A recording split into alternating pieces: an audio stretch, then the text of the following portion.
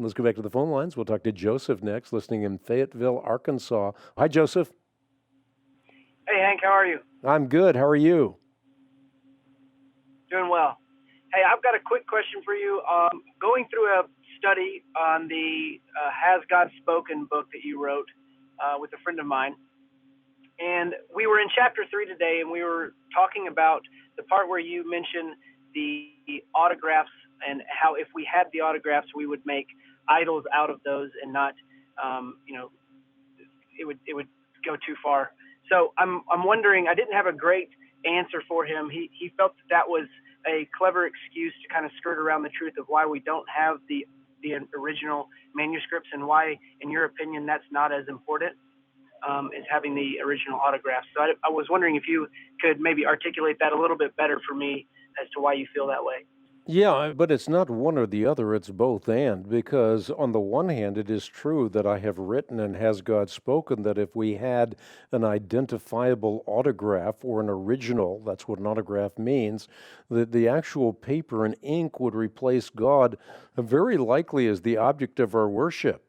And the rancor of control would be unimaginable, and we would, and I think this is an even more important point, we'd have no assurance that the text was indeed the text.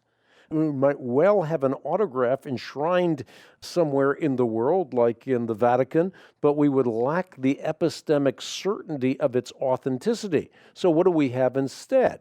Well, that's what I point out in my book. I say that the autographs are forever immortalized within a supernaturally prescribed corpus of manuscripts.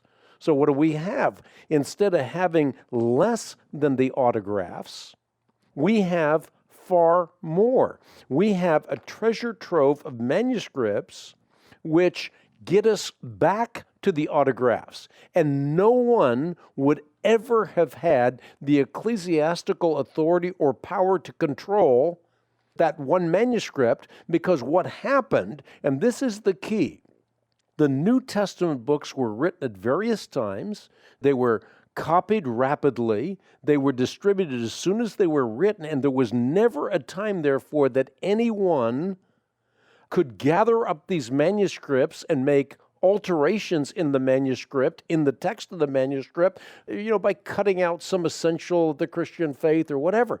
Instead, what we have is these manuscripts that now appear, and what we can do is compare them. So there are copies of the originals, and they're very close to the originals. Now we have this whole corpus of manuscripts. They all have errors, but they don't have the same errors. And none of them has substantial errors. So when you compare manuscript with manuscript, what happens is you get back to the autograph. So God has preserved the autograph within a treasure trove of manuscripts. That's the whole point.